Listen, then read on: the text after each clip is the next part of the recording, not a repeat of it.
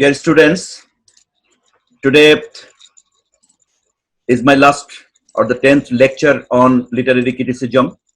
Today I have selected Biographia Literaria, and this is the only one text which is left.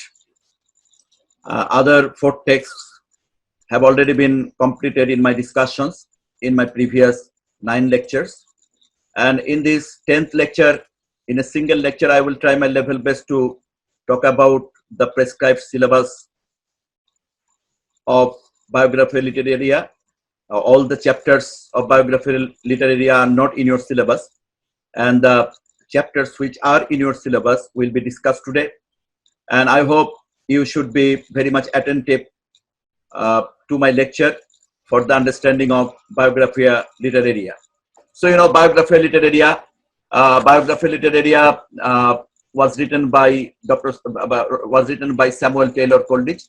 In brief, in short, we are habituated to address Samuel Taylor Coleridge as S.T. Coleridge, and Biographia Literaria has another. So actually, Biographia Literaria has another title. The alternative title of Biographia Literaria is Biographical Sketches of My Literary Life and Opinions. And Biographia Literaria, it is actually actually the literary biography and the biography of literature actually. It was published in 1817. Biographia Literaria was published in 1817. After 19 years after the publication of the Lyrical Ballads. You all know that Lyrical Ballads was published in 1798 and Biographia Literaria was published in 1817. So 19 years after the publication of the Lyrical Ballads and 17 years after the publication of the preface to the Lyrical Ballads. And it is a literary criticism, and Biographia Literaria was written in 2 volumes within 23 chapters. But among these 23 chapters, 3 chapters are in your syllabus, and on the basis of those chapters in your syllabus, the lecture will be directed for your understanding the contents of the chapters that you are prescribed in your Honours Part 3 syllabus. So look at the image of S.T. Coleridge. S.T. Coleridge was born on 21st October 1772. You may remember that S.T. Coleridge was 2 years junior to his close friend William Wordsworth, and he had many remarkable writings, such as the Rime of the Ancient Mariner. The Rime of the Ancient Mariner is considered to be one of his extraordinary compositions, and you all have got the opportunity to go through this poem in your Honours Part 2 syllabus. And another one is Kubla Khan, that was also in your syllabus. Christabel is another poem of S.T. Coleridge, and S.T. Coleridge had many other poems like Ode to Dejection, Friends and Ode. Such poems had been written by S.T. Coleridge, and S.T. Coleridge is believed to be one of the most remarkable romantic poets. So look at some characteristics of S.T. Coleridge. S.T. Coleridge is regarded as one of the most significant romantic poets. You all know there were 5 great romantic poets from William Wordsworth to John Keats. William Wordsworth, S.T. Coleridge, Lord Byron, P.V. Shelley, and John Keats. These 5 poets are regarded as the greatest 5 romantic poets. S.T. Coleridge is one of the leading romantic poets during that time. And S.T. Coleridge was a poet of supernatural element. Unlike his friend William Wordsworth was a poet of nature, but S.T. Coleridge was a poet of supernatural element, and he was a very close friend of William Wordsworth. And Coleridge with Wordsworth jointly published Lyrical Ballads in 1798. So aims of Biographia Literaria. S.T. Coleridge had found it necessary to compose a literary criticism named Biographia Literaria, and the reasons behind this literary criticism are given here, explaining Coleridge's own viewpoints on different aspects of poetry. That is one of the most important causes for his writings of Biographia Literaria, explaining Coleridge's own viewpoints on different aspects of poetry. কবিতার বিভিন্ন বিষয় সম্পর্কে Coleridge তার নিজস্ব ধারণা, নিজস্ব যে মতামত সেটি প্রকাশ করার জন্য এই বায়োগ্রাফি লিটারেরিয়া লিখেছেন। This is the first region, first and the foremost region of the composition of Biographia Literaria. The second region is refuting some views of William Wordsworth. William Wordsworth এর কিছু কিছু মতামত, যে মতামতগুলো William Wordsworth preface to the lyrical ব্যালান্সে দিয়েছেন, সেগুলির অনেকগুলি বা বেশ কিছু মতামতের সাথে এস.টি. কোলরিজ একমত ছিলেন না। That is why S.T. Coleridge found it necessary to write a separate writing in which he could explain his own opinions, refuting some opinions of William Wordsworth.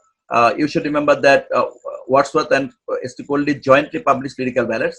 Lyrical Ballad যেহেতু William Wordsworth এবং S T. Coleridge যৌথভাবে প্রকাশ করেছিল, যদিও S T. কোলরিজের কবিতা সেখানে কম ছিল, ওয়ার্ডসওয়ার্থের কবিতা বেশি ছিল। That is why preface to the Lyrical Ballads means the preface to the Lyrical Ballads, and preface to the Lyrical Ballads যখন উইলিয়াম ওয়ার্ডসওয়ার্থ লিখলেন 1800 সালে, তো সেটি লিরিক্যাল ব্যালাডস এরই প্রিফেস হয়ে গিয়েছে। তো লিরিক্যাল ব্যালাডে যেহেতু এস.টি. কোলরিজেরও একটি শেয়ার ছিল, তার যেহেতু কিছু কম্পোজিশন ছিল, তো অনেকেই মনে করতে পারে যে উইলিয়াম ওয়ার্ডসওয়ার্থের সমস্ত মতামতগুলো এস.টি. কোলরিজেরও মতামত, কিন্তু যেহেতু এস.টি. কোলরিজের উইলিয়াম ওয়ার্ডসওয়ার্থের অনেক মতামতের সাথে দ্বিমত ছিল, তো সেই দ্বিমতটা প্রকাশ করার সুযোগ অন্য কোনোভাবে আর ছিল না যদি তিনি ভিন্ন একটি রাইটিং না লেখেন, এবং তারই প্রেক্ষিতে তিনি বায়োগ্রাফি লিটারেরি রচনা করলেন, যেখানে তিনি তার নিজস্ব মতামতগুলো তুলে ধরলেন এবং উইলিয়াম ওয়ার্ডসওয়ার্থের যে সমস্ত মতামতগুলোকে তিনি সমর্থন করেছেন সেগুলো উল্লেখ করেছেন, আর যেগুলোকে তিনি সমর্থন করেননি সেগুলোও তিনি উল্লেখ করেছেন।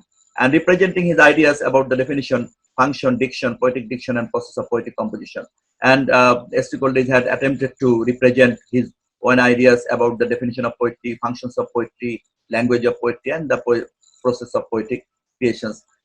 In Preface to the Lyrical Ballads, William Wordsworth had given his own opinions, and in Biographia Literaria, S.T. Coleridge had given his opinions in another way. So Wordsworth's views on poetic diction, Wordsworth had given his views on the poetic diction, and that had been contrasted by S.T. Coleridge. Wordsworth's views on poetic diction has been contradicted by Coleridge.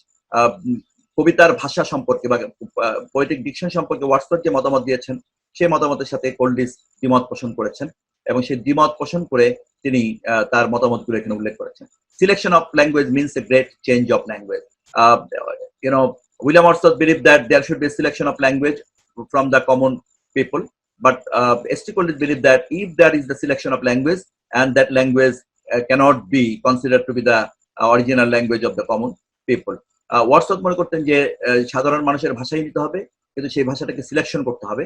কিন্তু S T. Coleridge মনে করলেন যে যদি selection করতেই হয় তাহলে সেটি আর সাধারণ মানুষের অরিজিনাল ভাষা আর থাকে না। সুতরাং সিলেকশনের বিপক্ষে তিনি নয়, কিন্তু তিনি মনে করেন যে সিলেকশনটার মাধ্যমে যে ল্যাঙ্গুয়েজটা আসবে সেই ল্যাঙ্গুয়েজটা আসলে ঠিক একেবারেই কমন ল্যাঙ্গুয়েজ বলা কোনোভাবেই যায় না। Wordsworth uses language in his poetry which is difficult for common reader, এবং এস.টি. কোলরিজ কিছু এক্সাম্পল এনেছেন তার বায়োগ্রাফি লিটারেরির মধ্যে ওয়ার্ডসওয়ার্থের অনেক কবিতা, এবং সেখানে তিনি দেখিয়েছেন যে অনেক কবিতায় ওয়ার্ডসওয়ার্থ এমন কিছু ভাষা ব্যবহার করেছেন যেটি সাধারণ মানুষের উপলব্ধির জন্য ঠিক যথার্থ নয়। এবং এস.টি. কোলরিজ মনে করেন যে আসলে একেবারেই সাধারণ মানুষের ভাষায় যে কবিতা রচনা করা হবে সেটি অবশ্যই কিছু হয়তো থাকবে, কিন্তু সব কবিতা সেই সাধারণ মানুষের ভাষায় লেখা সম্ভব নয়, এবং কিছু কবিতা অবশ্যই খুব সফিস্টিকেটেড ল্যাঙ্গুয়েজে লিখতে হয়, এবং সেটি সাধারণ মানুষ একটু কষ্ট করে সেটা বুঝতে পারবে, বা অতি সাধারণ ভাষায় সেটা হয়তো বোঝা যাবে না। In this way, S.T. Coleridge had contradicted, the opinions of William Wordsworth, particularly on the language of poetry, that is poetic diction. So S.T. Coleridge had given his opinions about the different kinds of imagination. Imagination is very much important for the pitch of poetry, and poetry is based on fancy and imagination, but mainly on imagination. But imagination, according to Coleridge, is of two types: primary and secondary imagination. Primary imagination, it is merely the power of receiving impressions of the external world through senses. Primary imagination is that kind of power to receive impressions of the external world through senses. we all know that we have got 5 senses, physical senses, and 6th sense is another sense, but mainly 5 senses. And based on the 5 senses, we can get the impressions of the external world through the primary imagination. And it is an involuntary act of the mind. The human mind receives, and sensations from the outside world, and it is involuntary, not voluntary. মানুষের খুব ইচ্ছাকৃত না, অচেতন মনেই মানুষ আসলে তার চারপাশের জগৎ থেকে যে উদ্দীপনা অনুভূতিগুলো গ্রহণ করে এই প্রাইমারি ইমাজিনেশনের মধ্য দিয়ে। এবং এই প্রাইমারি যে ইমাজিনেশন, যেটা প্রাথমিক যে কল্পনা, সেটি কিন্তু সাধারণ মানুষেরও হয়, কবিদেরও হয়। কিন্তু সাধারণ মানুষেরা এই ইমাজিনেশনের পরে কোনো কবিতা রচনা করতে পারে না বা কোনো সাহিত্য কর্ম রচনা করতে পারে না। কিন্তু কবিরা যখন এই প্রাইমারি ইমাজিনেশন থেকে সেকেন্ডারি ইমাজিনেশনের দিকে যাবেন, তখন কিন্তু সেটা সাহিত্য রচনার জন্য কার্যকরী পদক্ষেপ হতে পারে। কিন্তু প্রাইমারি ইমাজিনেশনটা যদি সেকেন্ডারি ইমাজিনেশনে রূপান্তরিত না হয়, তাহলে কিন্তু সেটি কবিতা বা সাহিত্য রচনার জন্য যথার্থ বলে বিবেচিত হবে না। আমরা মনে করি যে কোনো, যেমন উইলিয়াম ওয়ার্ডসওয়ার্থ কোনো একটি জায়গায় ড্যাফোডিল ফুল দেখে মুগ্ধ হয়েছেন, কিন্তু ওই ড্যাফোডিল ফুল দেখে মুগ্ধ হওয়াটা এটা তার প্রাইমারি ইমাজিনেশন। তিনি যখন বাসায় ফিরে আবার তিনি এই বিষয়টা নিয়ে সেকেন্ডারি ইমাজিনেশন করলেন, তখন কিন্তু এটি সাহিত্য রচনার জন্য বা কবিতা রচনার জন্য ম্যাটেরিয়ালসে বা র ম্যাটেরিয়ালসে পরিণত হলো। এবং সেখানে কবির ইন্টেলেক্ট, তার যে নলেজ, তার যে ক্যাপাবিলিটি, তার যে রাইটিং অ্যাবিলিটি, এবং এগুলো যুক্ত হয়ে তখন সেটা কবিতা হিসাবে রূপ লাভ করবে। এই হিসাবে তিনি প্রাইমারি ইমাজিনেশনকে দেখেছেন। And secondary imagination is also discussed by S.T. Coleridge here. Secondary imagination, it is a particular and distinctive power of the artist who works on primary imagination. So secondary imagination is actually the power of the artist. All the artists should have the secondary imagination, should have the power of secondary imagination. But the common people will not have the power of the secondary imagination. And the poets or the other artists should work on the primary imagination, and after working on the primary imagination, it will be possible for the poet to go to the secondary imagination. It is through this power nature is shaped and colored, by the soul of the poet, and nature is actually shaped and colored by the soul of the poet.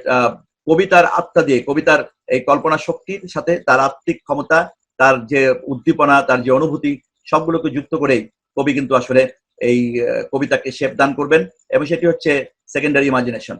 সুতরাং আমরা primary imagination এবং secondary ইমাজিনেশনের পার্থক্যটা বুঝতে পারলাম, যে primary ইমাজিনেশনটা হচ্ছে প্রত্যেক মানুষের জন্য প্রযোজ্য, সেটি কবিদের জন্য বা আর্টিস্টদের জন্য প্রযোজ্য। কিন্তু আর্টিস্টদের জন্য অ্যাডিশনালি সেকেন্ডারি ইমাজিনেটিভ পাওয়ার থাকবে, এবং সেই সেকেন্ডারি ইমাজিনেশনটা যখন কাজ করবে প্রাইমারি ইমাজিনেশনের উপরে, তখনই কিন্তু সেটি সাহিত্য কর্ম হিসাবে অথবা কোনো ব্রাঞ্চ অফ লিটারেচার হিসাবে অথবা কবিতা হিসাবে আবির্ভূত হবে। এবং এটি কিন্তু কবির শ্রেষ্ঠত্ব। কবি কিন্তু সেই কাজটি যথার্থভাবে করতে পারলেই কবিতাটি বা সাহিত্য কর্মটি যথার্থ বলে বিবেচিত হবে। So now come to the two important factors described in Biographia Literaria, the difference between fancy and imagination.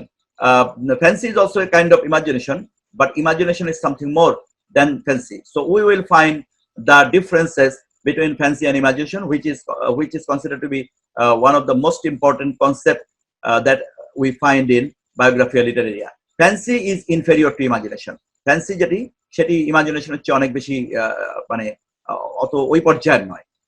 ফ্যান্সিটা একটু ক্ষুদ্রতম পর্যায়, একটু সাধারণ পর্যায়ের। ইমাজিনেশনটা একটু higher type of quality. It is not distinctive, it is available to all. Fancy is not a distinctive power, it is available to all the people. প্রত্যেকটা মানুষই ফ্যান্সিফুল আইডিয়াস এটা ধারণ করতে পারে, এবং সেই জন্য এটা কোনো স্বতন্ত্র কোনো বৈশিষ্ট্য নয়, আর এটি প্রত্যেকের মধ্যে আছে। ইট is available to all, and it is associative. Law association is dependent to fancy. Law of association একটু ব্যাখ্যা করতে হবে। সেটা হচ্ছে ফ্যান্সি মানে হচ্ছে কোনো একটি দৃশ্য বা কোনো একটি অভিজ্ঞতার সাহচর্যে থাকার পরে আমি যে জিনিসটি আমার ভাবনায় আসে, তার মানে আমাকে ওই বিষয়টা দেখতে হবে, না দেখলে কিন্তু আমি ফ্যান্সিফুল আইডিয়া গুলো ধারণ করতে পারবো না। আবার কোনো এক জায়গায় আমি বেড়াতে গেলাম, সেখানে কোনো একটি দৃশ্য দেখলাম, দেখার পরে ওইটা হচ্ছে ল অফ অ্যাসোসিয়েশন, আমি সংস্পর্শ পেলাম সেটা, এবং সেটি যখন আমার মধ্যে কল্পনা সৃষ্টি করবে, সেটি হচ্ছে ফ্যান্সি।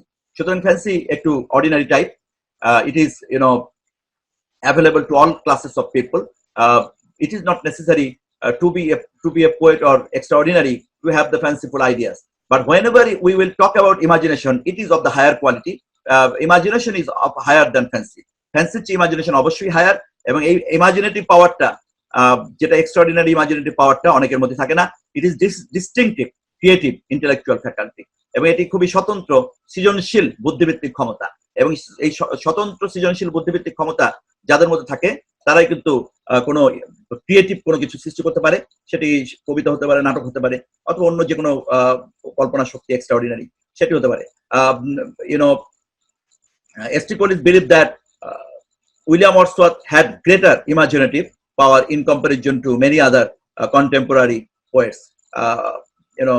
সমকালীন অনেক কবিতার তুলনায় ওয়ার্ডসওয়ার্থের মধ্যে সেই ক্ষমতাটা অনেক বেশি ছিল।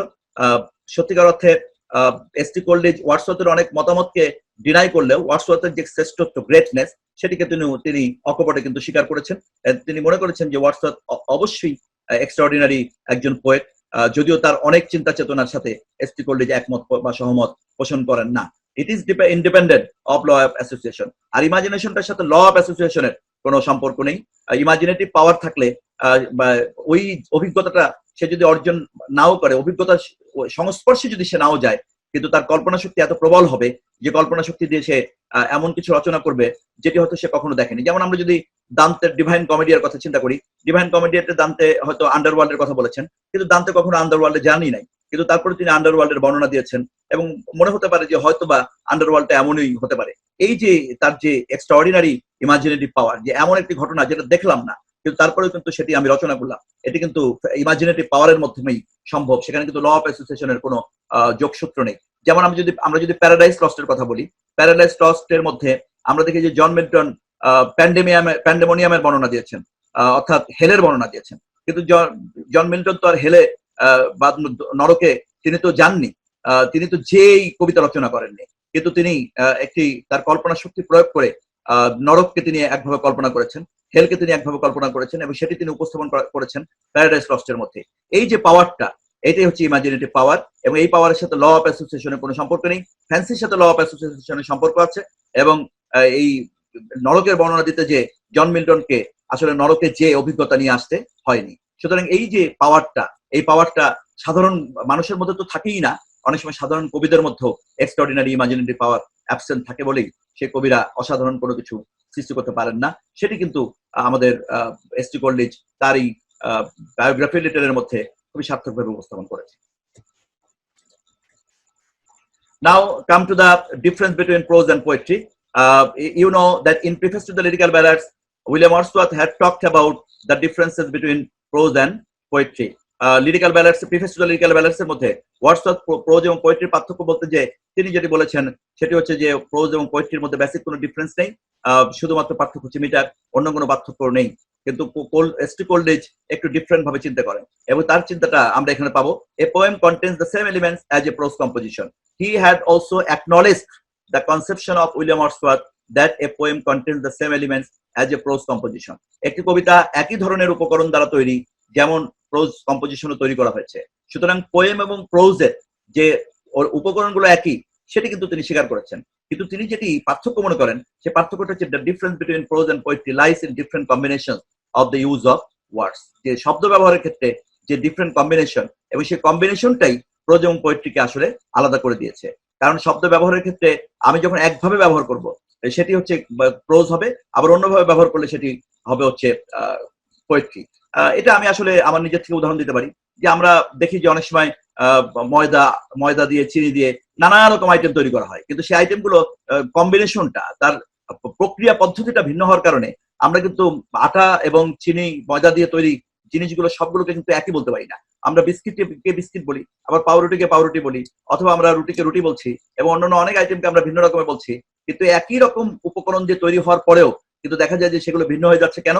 কারণ কম্বিনেশনটা ভিন্ন, কুকিং প্রসেস ভিন্ন, উপকরণগুলোকে মিশ্রণ ঘটানো হয়েছে ভিন্নভাবে, এবং সে কারণে উপকরণ একই হলেই যে জিনিসটা এক হবে এটা এস.টি. কোলরিজ মনে করেন না। তিনি এটি মনে করেন ওয়ার্ডসওয়ার্থের সাথে যে অবশ্যই প্রোজ কম্পোজিশন এবং পোয়েট্রির উপকরণের মধ্যে খুব বেশি পার্থক্য নেই, কারণ প্রত্যেকটা উপকরণের মধ্যেই শব্দ চয়ন আছে, বিভিন্ন ফিগারেটিভ ল্যাঙ্গুয়েজের ব্যবহার আছে, সেন্টেন্সের ব্যবহার আছে, কিন্তু সেন্টেন্স গুলো তো প্রোজের ক্ষেত্রে যখন আমি একভাবে ব্যবহার করবো, আবার পোয়েট্রির ক্ষেত্রে আমি আরেকভাবে ব্যবহার করবো। একজন কবি যখন কবিতা রচনা করবেন, এমনকি একজন প্রোজ রাইটার যখন কবিতা রচনা করবেন, তখন কিন্তু সে জানে যে কবিতা আমি রচনা করছি, অথবা এটা ভিন্নভাবে আমাকে কম্বাইন করতে হবে। যেমন আমি আমাদের বাংলা সাহিত্য উদাহরণ দিই, যে হুমায়ুন আহমেদ অনেক উপন্যাস লিখে গেছেন, অনেক গল্প লিখে গেছেন, কিন্তু তিনি যখন কবিতা লিখতে গিয়েছেন বা গান লিখতে গিয়েছেন, তখন কিন্তু তাকে কিন্তু ভিন্নভাবে চিন্তা করতে হয়েছে।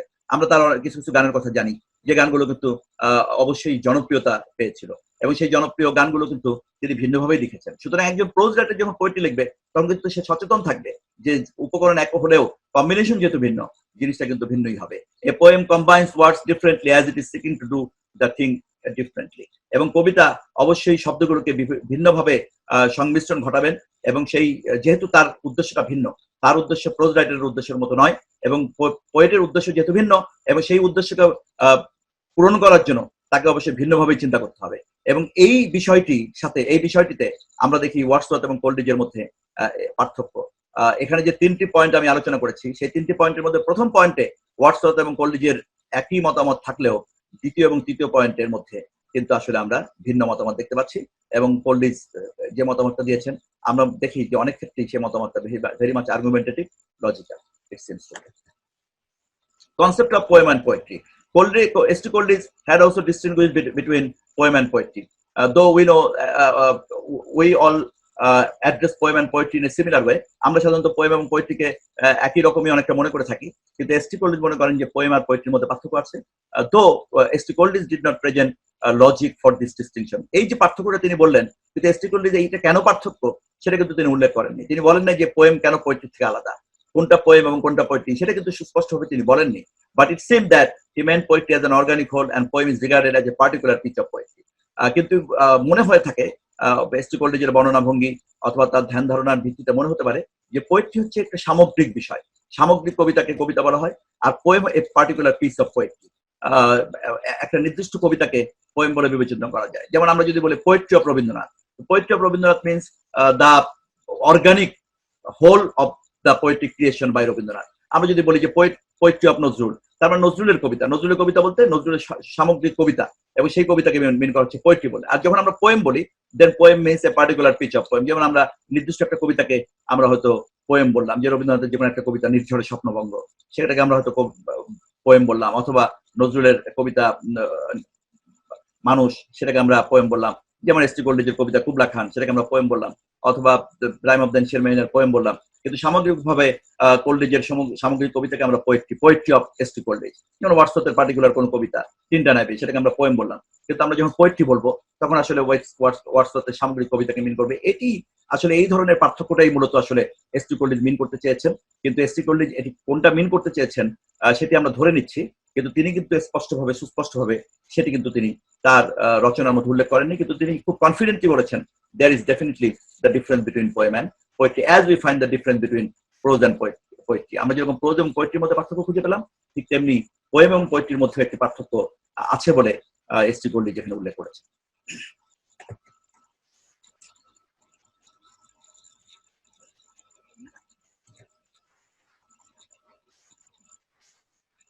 So now come to some short notes. You will find some short notes to be described here: fancy, imagination, poetic diction, willing suspension of disbelief, supernaturalism, romanticism. So now we will talk about something. What are the different kinds of imagination?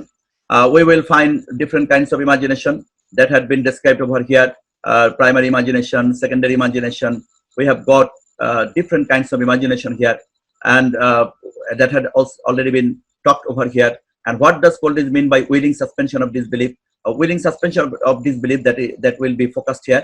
Willing suspension of disbelief is to have the power of the disbelief by a particular reader, and that is actually extraordinary capability of S.T. Coleridge. S.T. Coleridge had the capability to make the readers to go through the willing suspension of disbelief. যে তার যে অবিশ্বাস করার ক্ষমতা, সে অবিশ্বাস করার ক্ষমতাটাকে সাময়িক সময়ের জন্য আসলে suspension হয়ে যাবে। And what is the function of poetry? The function of poetry had also been described here. Function of poetry means the function which is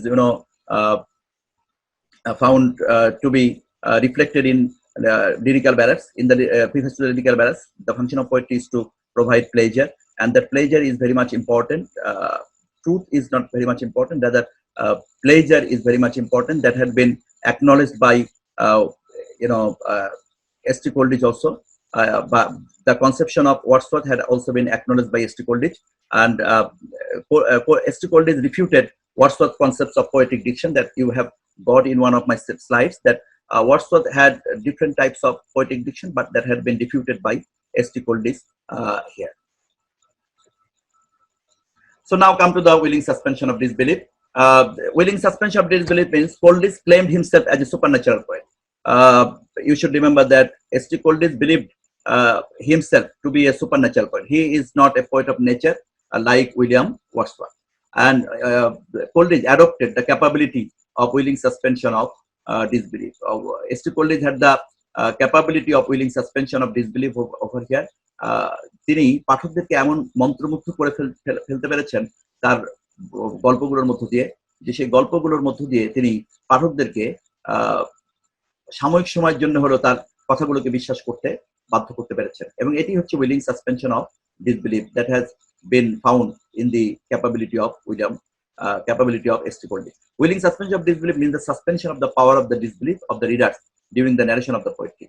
যে একটি কবিতা যখন বর্ণনা করা হবে, সুপারন্যাচারাল কবিতা যেগুলো একটু অবিশ্বাস্য, মানে সহজে বিশ্বাসযোগ্য নয়, যেমন আমরা যদি রাইম অফ দ্য এনশিয়েন্ট মারিনারে আসি, রাইম অফ দ্য এনশিয়েন্ট মারিনারে শিপ অফ ডেথ আসছে, সেখানে মৃত্যুদূত আছে, মৃত্যুদূতের সঙ্গী আছে, এই যে বিষয়গুলো, এগুলো কিন্তু একেবারে রিয়ালিটিতে আমরা কিন্তু পাই না, কিন্তু আমরা একটি সুপারন্যাচারাল স্টোরি ডেসক্রিপশনের ক্ষেত্রে দেখতে পাচ্ছি, এবং পাঠকরা কিন্তু মন্ত্রমুগ্ধের মতো সেগুলো বিশ্বাস করছে সাময়িক সময়ের জন্য।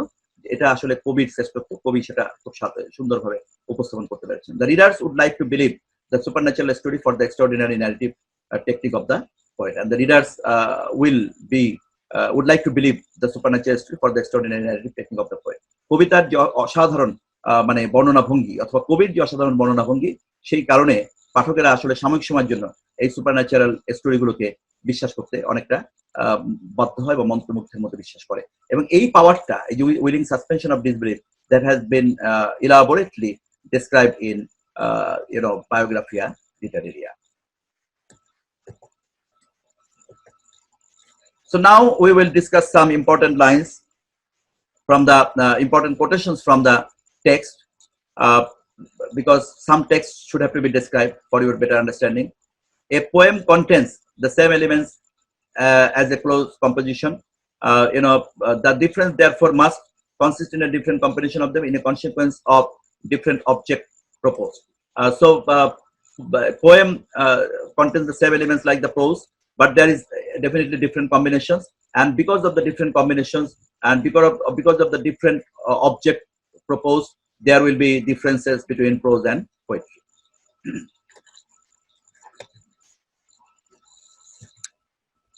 And a poem is that a species of composition which is opposed to works of science by proposing its immediate object pleasure, not truth, and from all other species.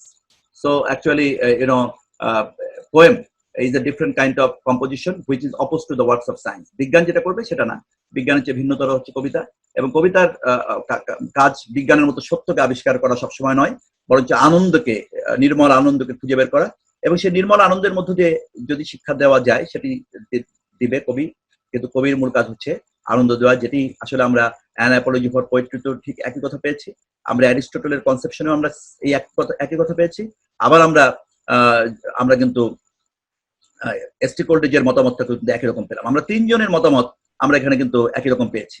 আমরা এস.টি. কোলরিজের যে মতামত দেখতে পাচ্ছি, আমরা দেখতে পাচ্ছি যে উইলিয়াম ওয়ার্ডসওয়ার্থের মতামত একই রকম, এবং ফিলিপ সিডনির মতামত কিন্তু একই রকম, এমনকি অ্যারিস্টটলের মতামত একই রকম। চারজনের মতামতই আমরা একই রকম পাচ্ছি, এবং সেখানে মূল কাজটা হচ্ছে আনন্দ দেওয়া, এবং আনন্দের মধ্যে দিয়ে যদি শিক্ষা দেওয়া যায় তাতে কোনো দোষের কিছু নয়, বরঞ্চ সেটা আরো অ্যাডিশনাল কোয়ালিটি। কিন্তু কেউ যদি শিক্ষা দেওয়ার জন্যই যদি মূল দায়িত্বটা পালন করে, সেটি কিন্তু কখনোই মানে গুরুত্বপূর্ণ বলে বিবেচিত হবে না। যদি এমন যদি হয় যে কোনো একটি কবিতা পড়ে অনেক শিক্ষা পাওয়া গেল কিন্তু কোনো আনন্দই পাওয়া গেল না, তো সেটি কোনো সার্থক কবিতা হবে না, বরঞ্চ সেই কবিতা সার্থক হবে যেটার মধ্যে নির্মল আনন্দ পাওয়া যাবে এবং পাশাপাশি শিক্ষাও পাওয়া যাবে। সুতরাং একজন বিজ্ঞানী যেরকম সত্যকেই সবচেয়ে বেশি গুরুত্ব দেবে, কবিরা সত্যকে প্রাইমারিলি ইম্পর্টেন্স না দিয়ে প্লেজার থেকে বেশি ইম্পর্টেন্স দেবে।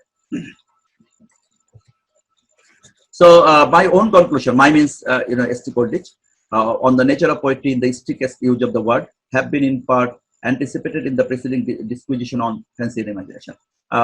S.T. Coleridge had talked about fancy as well as imagination. তিনি এখানে বলেছেন যে তিনি ফ্যান্সি এবং ইমাজিনেশনটাকেই এখানে আসলে উপস্থাপন করার চেষ্টা করেছেন। তিনি ডিফারেন্ট কাইন্ডস অফ ইমাজিনেশনকে উপস্থাপন করেছেন, ফ্যান্সি এবং ইমাজিনেশনের পার্থক্যকে উপস্থাপন করেছেন, এবং তার মাধ্যমে তিনি আসলে তার নিজস্ব মতামতগুলোকে তুলে ধরেছেন। Second quotation is very much important. The poet described in ideal perfection bring the whole story of a man into activity with the subordination of its faculties to each other according to their relative worth and dignity. The poet described in ideal perfection, কবিরা বর্ণনা করবেন একেবারে খুব সার্থক যথার্থতা নিয়ে, এবং তখন মানুষের যে আত্মা, সেই আত্মাটা সক্রিয় হয়ে উঠবে, এবং মানুষের আত্মার মধ্যে একটি প্রভাব ফেলতে পারবে কবিতা তার বর্ণনার মধ্যে দিয়ে। এটি আসলে কবির শ্রেষ্ঠত্ব, কবিতার শ্রেষ্ঠত্ব, এবং সেই শ্রেষ্ঠত্ব কবিরা যতটা সার্থকভাবে দিতে পারেন অন্যরা দিতে পারেন না। এবং যার কারণে আমরা দেখতে পাই যে কবিদের এই বর্ণনাগুলো বা আইডিয়াল পারফেকশনে তিনি যে জিনিসগুলোকে ডিসক্রাইব করেন সেগুলো আসলে মানুষের হৃদয়ে দীর্ঘদিন মানুষ ধারণ করে রাখে, এবং মানুষ সেটি আসলে ভুলতে পারে না। এবং যার কারণে দেখা যায় যে অনেক কবিতা, সার্থক কবিতাগুলো অনেকদিন পরেও মানুষ মনে রাখে, এবং তার পুরো কবিতাটা মনে না রাখলেও সেই কবিতার যে বিখ্যাত লাইনগুলো সেগুলো কোটেশন আকারে মনে রাখে এবং অ্যাজ ইট ইজ মনে রাখে। এবং এটি কিন্তু কবির শ্রেষ্ঠত্ব। অন্য কোনো ব্রাঞ্চ অফ লিটারেচারের মধ্যে আমরা কিন্তু এই জিনিসটা এভাবে পাবো না। আমরা দেখতে পাবো যে অন্যান্য ব্রাঞ্চ অফ লিটারেচারের মধ্যে আসলে অনেক কিছু হয়তো ধারণাগত মনে থাকে মানুষের, কিন্তু একেবারে অ্যাজ যে ইট ইজ লাইনগুলা মানুষ মনে রাখতে পারে না, কারণ ওই লাইনগুলো অতটা প্রভাবিত মানুষকে করতে পারে না যতটা প্রভাবিত কবিতা করতে পারে। যার কারণে কবিতার অনেক লাইন একেবারে, যদি আমরা দেখি যে বিজ্ঞানের কোনো ছাত্র, অথবা আমরা যদি দেখি যে বিজ্ঞানের কোনো শিক্ষক, অথবা অন্য কোনো দর্শন বা অন্যান্য কোনো বিষয় শিক্ষক, তারাও দেখা যায় যে অন্তত কিছু না কিছু কবিতার লাইন মনে রেখে দেয় আজীবন। এবং এই যে কবিতার লাইন মনে রাখার যে, এবং এটা কিন্তু মনে রাখার জন্য তারা যে একেবারে খালি মুখস্থই করেছে ব্যাপারটা এরকম না, কিছু কিছু লাইন তাদের হৃদয়ে এভাবে অনুপ্রবেশ করে, এবং সেটি কবিদের শ্রেষ্ঠত্ব, কবিতার শ্রেষ্ঠত্ব। এবং এই কবিদের শ্রেষ্ঠত্ব বা কবিতার শ্রেষ্ঠত্বের কথা কিন্তু আমরা লিটারেরি ক্রিটিসিজমের প্রত্যেকটা যে পিচ অফ লিটারেরি ক্রিটিসিজমের মধ্যে আমরা পেয়েছি। এর আগের চারটা পিচ অফ লিটারেচারের মধ্যে আমরা পেয়েছি, প্রিফেস টু শেক্সপিয়ার, অ্যারিস্টটলের পোয়েটিক্সের মধ্যে আমরা পেয়েছি, অ্যান অ্যাপোলজি ফর পোয়েট্রির মধ্যে আমরা পেয়েছি, প্রিফেস টু দ্য লিরিক্যাল ব্যালেন্সের মধ্যে আমরা পেয়েছি, এবং আমরা কিন্তু এই বায়োগ্রাফি লিটারের মধ্যেও একই জিনিস পাচ্ছি। Finally, good sense is the body of poetic genius. A fancy is drapery, motion is life, and imagination the soul that is everywhere and in each and forms all into one graceful and intelligible whole. A good sense is the body of the poetic genius. Poetic genius একটা খুবই গুরুত্বপূর্ণ বিষয় হচ্ছে good sense থাকবে, এবং fancy যেটি আমরা এর আগে বলেছি সেটা হচ্ছে ড্রাপারি, এটা একটা আচ্ছাদন হিসেবে থাকবে, but imagination should be considered to be the soul of the literary creation. সাহিত্যের যে কোনো সৃজনশীলতার জন্য সবচেয়ে গুরুত্বপূর্ণ হচ্ছে ইমাজিনেশন। এই জন্য ইমাজিনেশনকে বলা হচ্ছে সোল, আর ফ্যান্সিকে বলা হচ্ছে ড্রাপারি। ড্রাপারি মানে হচ্ছে আচ্ছাদন, ক্লদিং, এবং সেটি থাকবে। সুতরাং এখানে ফ্যান্সি এবং ইমাজিনেশনকে আবার কিন্তু তিনি উপস্থাপন করেছেন। My objection is first that in any senses this rule is applicable only to certain classes of poetry. S.T. Coleridge believed that the rule that had been prescribed by William Wordsworth in preface to the lyrical ballads is applicable only to certain classes of poetry, not in other classes of poetry. In many poetry it is not possible. তিনি এখানে কিন্তু the immortality ode কবিতা Wordsworth সেটিকে তিনি উপস্থাপন করেছেন। এখানে তিনি বলেছেন ইমর্টালিটি ওডের মধ্যে এমন অনেক কনসেপশন আছে যেগুলো, যেমন প্রি এক্সিস্টেন্স থিওরি, এটা কিন্তু সাধারণ মানুষের পক্ষে বোঝা সম্ভব না। সুতরাং কিছু কিছু কবিতা এরকম থাকবে যে কবিতার মধ্যে ওই রুলগুলো অ্যাপ্লাই করা যাবে না, এবং উইলিয়াম ওয়ার্ডসওয়ার্থ সেটা অ্যাপ্লাই করতে পারেননি। The poet informs its reader that he had generally chosen low and rustic life, but not as low and rustic or in order to repeat that pleasure of doubtful moral effect, of which persons of elevated rank and of superior refinement oftentimes derive from a happy imitation of the rude, unpolished manners and discourse of the inferior. For the pleasures to derive may be traced to three exciting causes such as naturalness, apparent naturalness of the representation, and the reader's conscious things. তিনটা জিনিস আমাদের মনে রাখতে হবে। এখানে যদিও কথাটা অনেক বড়, যে রাস্টিক লাইফ এবং লো এবং রাস্টিক লাইফটা রিপ্রেজেন্ট করা মানে শুধু এটা লো এবং রাস্টিক হওয়ার কারণেই নয়, বরঞ্চ সেখান থেকে একজন কবি সার্থকভাবে অনেক কিছু উপস্থাপন করবেন, এবং সেই উপস্থাপন করার ক্ষেত্রে তিনটা বিষয় প্রাধান্য পাবে। একটা হচ্ছে ন্যাচারালনেস, একেবারে স্বাভাবিকতা বা নির্মলতা থাকবে, এবং apparent naturalness of the representation, এবং বাহ্যিকভাবে রিপ্রেজেন্টেশনটা, কবির রিপ্রেজেন্টেশনটা খুবই ন্যাচারাল বলে মনে হবে, এবং এটি কবি করবেন তার নলেজ দ্বারা, তার যে এক্সপেরিয়েন্স দ্বারা, নলেজ দ্বারা করবে, এবং রিডার্স কনসিয়াস ফিলিংস, এবং পাঠকদেরও অনুভূতিগুলো খুবই কনসিয়াস থাকতে হবে, সচেতন থাকতে হবে। Otherwise it will not be possible for the readers to get the naturalness from the pitch of poetry. So now come to the broad questions.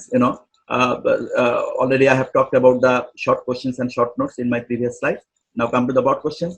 We will find three, broad question, important broad questions. I believe that if you take preparation on these three broad questions, you will have the full preparation on Biographia Literaria. Comment on Coleridge as a critic of Wordsworth. Wordsworth কে আমরা কিভাবে কোলরিজকে আমরা কিভাবে critic of Wordsworth বলতে পারি, যে ওয়ার্ডসওয়ার্থের সমালোচক, এবং ওয়ার্ডসওয়ার্থের সমালোচক আমরা কিভাবে বলতে পারি, আমরা সেটা পেয়েছি যে ওয়ার্ডসওয়ার্থের অনেকগুলো থিওরি তিনি কিন্তু একমত পোষণ বা সহমত পোষণ করেননি। তিনি ল্যাঙ্গুয়েজ অফ পোয়েট্রির ক্ষেত্রে সহমত পোষণ করেননি, পোয়েটিক প্রসেসের ক্ষেত্রে তার কিছু ভিন্ন মত রয়েছে, subject matter, selection of the subject ম্যাটারের ক্ষেত্রে তার ভিন্ন মত রয়েছে, এবং সেই ভিন্ন মতের পরিপ্রেক্ষিতে S T. Coleridge was a very much close friend of William Wordsworth, and S.T. Coleridge believed that Wordsworth was a great poet, no doubt in it, and Wordsworth had got the imaginative power, that is also very much important.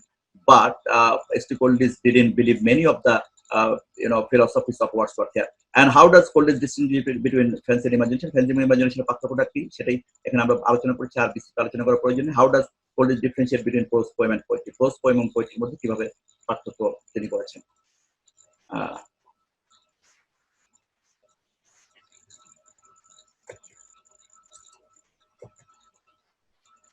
Okay, so thanks to all of you for your patient hearing. Have good understanding of this literary criticism.